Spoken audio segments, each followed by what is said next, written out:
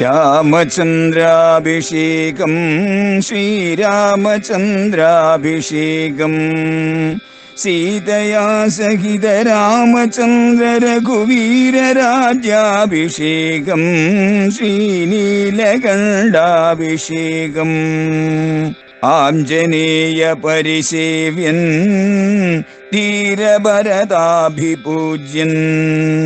വീരലക്ഷ്മണ കുമാര ശത്രുഘ്ന സോദരാർച്ചിത പദാബ്ജൻ ശ്രീനീലകണ്ഠ ഹൃദയേശൻ രാമചന്ദ്രാഭിഷേകം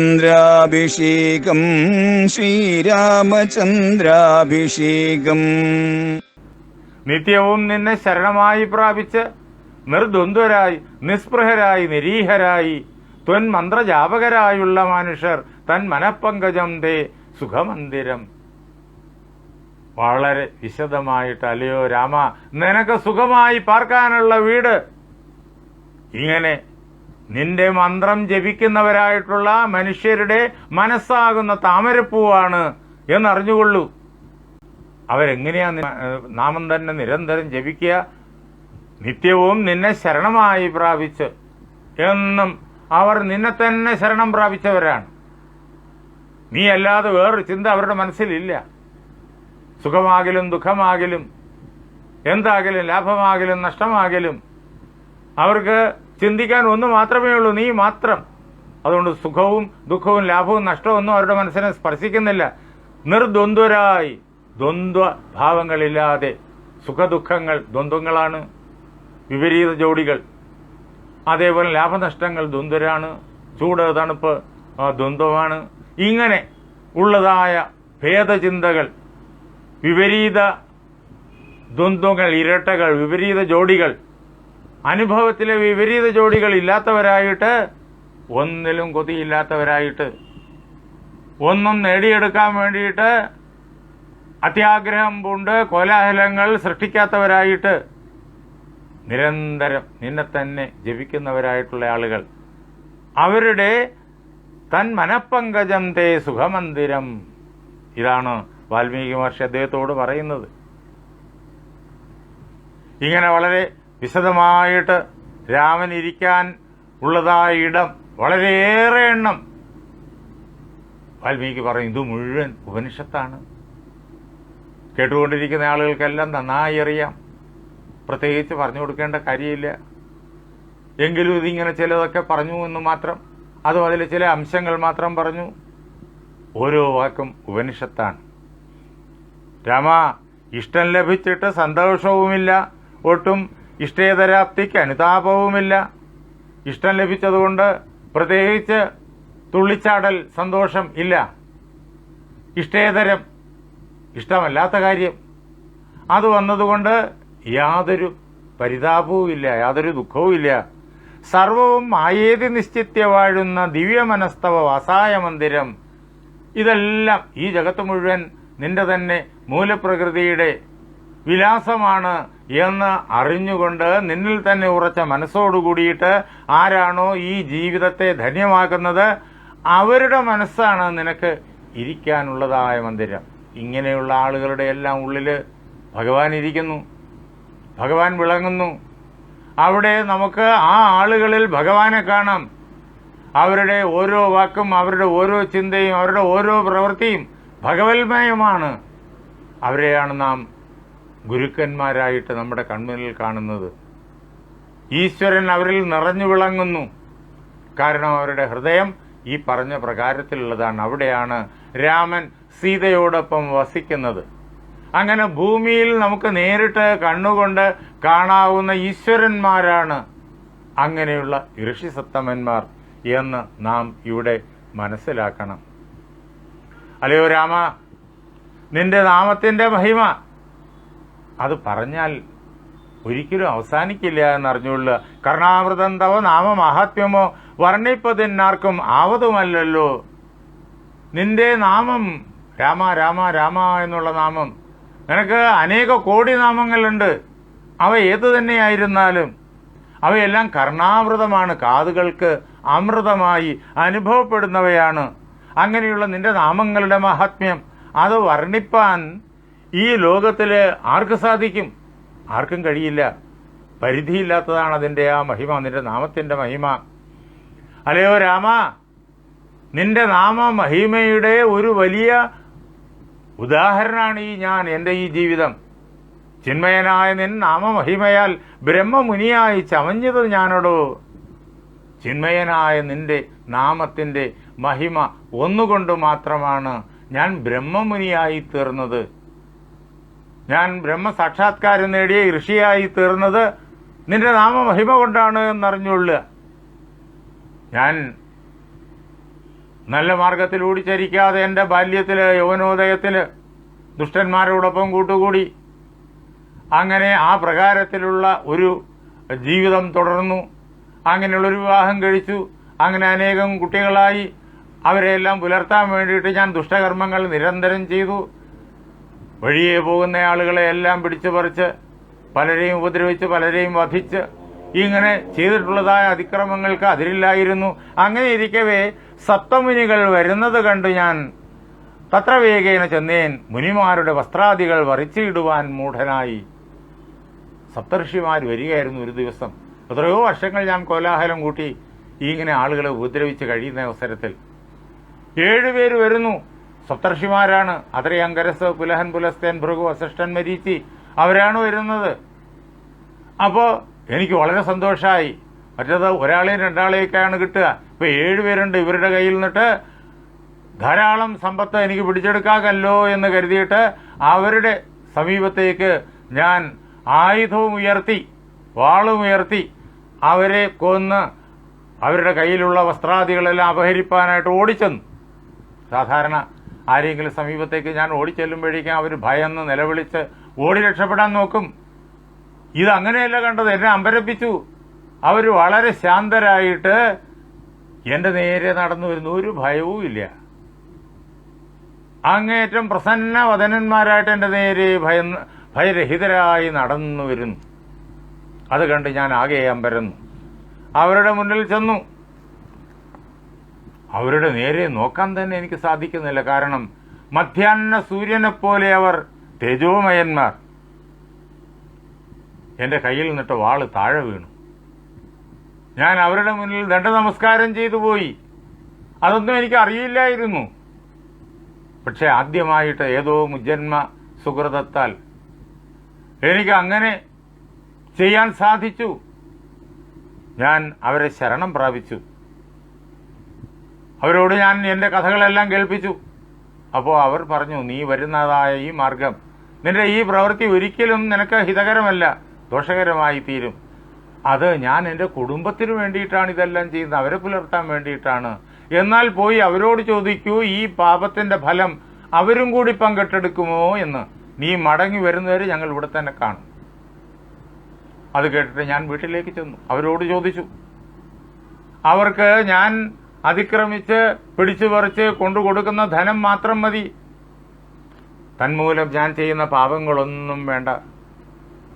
അവര് എന്നോട് പറഞ്ഞു, താൻ നിരന്തരം ചെയ്യുന്ന കർമ്മങ്ങൾ താൻ അനുഭവിച്ചിടുകന്നേ വരൂ. ഇതാണ് എൻ്റെ ഭാര്യയും മക്കളും ഒക്കെ എന്നോട് പറഞ്ഞത്. ഞാൻ ആകെ ദുഃഖിതനായി തിരിച്ചു വന്നു. തിരിച്ചു വരുമ്പോഴേക്കും ഈ 7 പേരും അതേ പ്രകാരത്തിൽ അവിടെ തന്നെ നിൽപ്പുണ്ട്. അവരുടെ മുന്നിൽ ചെന്ന് ഞാൻ വീണു. അപ്പോൾ അവരെന്നോട് പറഞ്ഞു, ഉത്തിഷ്ഠ ഭദ്രം ഉത്തിഷ്ഠതേ സന്തതം സ്വസ്തിയസ്തു ചിത്തശുദ്ധി സദൈവാസ്തുതേ. എന്നോട് എണീക്കാൻ പറഞ്ഞു. നിനക്ക് ഭദ്രമായിരിക്കുന്ന സുഖകരമായിരിക്കുന്നതായ മംഗളം ഉണ്ടാകട്ടെ. കാരണം നിന്റെ മനസ്സിന് ശുദ്ധി ഇതാ വന്നു തുടങ്ങുന്നു. ആ ശുദ്ധി, സമ്പൂർണമായ ശുദ്ധി, സാത്വിക വിശുദ്ധി നിന്റെ ഹൃദയത്തിൽ ലഭിക്കട്ടെ, പൂർണ്ണമായും ഉണ്ടാകട്ടെ. നീ എണീക്കുക, നീ അനുഗ്രഹീതനാണ്. സജ്ജനങ്ങളുമായി സമ്പർക്കം ഉണ്ടായിക്കഴിഞ്ഞാൽ ഈ ലോകത്തിൽ ഏതൊരു മഹാപാപിക്കും അവരുടെ പാപമെല്ലാം അകന്ന് മോക്ഷത്തിൻ്റെതായ നന്മയുടേതായ മാർഗം തെളിഞ്ഞു കിട്ടും എന്ന് ആചാര്യന്മാർ പണ്ടേ പറഞ്ഞിട്ടുണ്ട്. അതുകൊണ്ട് നീ ഭയക്കേണ്ട കാര്യമില്ല. ഇത്രയേറെ അതിക്രമങ്ങൾ നീ ചെയ്തു. എന്ന് കരുതി ഭയക്കേണ്ട കാര്യമില്ല, നിനക്ക് മോചനത്തിന് മാർഗമുണ്ട് എന്ന് പറഞ്ഞ് എന്നെ സമാധാനിപ്പിച്ചിട്ട് അവർ എന്നോട് ഇത്തമുക്ത്വ രാമനാമവർണദ്വയം വ്യത്യസ്ത വർണ്ണരൂപേണ ചൊല്ലിത്തന്നാർ. അവരെനിക്ക് രാമമന്ത്രം പറഞ്ഞു തന്നു. എങ്ങനെ? മരാമര എന്ന് പറഞ്ഞു തന്നു. ഇത് ജപിക്കാൻ പറഞ്ഞു. ഇവിടെ തന്നെ ഇരുന്ന് ജപിച്ചുകൊള്ളുക. ഞങ്ങൾ മടങ്ങി വരും. മടങ്ങി വരുന്നതുവരെ രാമനിൽ നിന്ന് ഇളകാത്ത മനസ്സോടുകൂടിയിട്ട് നീ നിരന്തരം ജപിച്ചുകൊള്ളുക. രാമമന്ത്രം മരാമര എന്നെനിക്ക് ഉപദേശിച്ചു തന്നു. സപ്ത ഋഷികൾ ഈ വാൽമീകി അന്ന പേര് രത്നാകരൻ എന്നാണ്.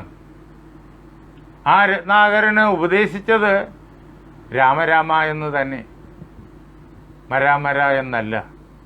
പക്ഷെ ആ രത്നാകരൻ ചെയ്തു കൂട്ടിയതായ ദുഷ്ടതകളുടെ ഫലമായിട്ട് അയാളുടെ അന്തരംഗം മുഴുവൻ തമോമയവും രജോമയവുമാണ്.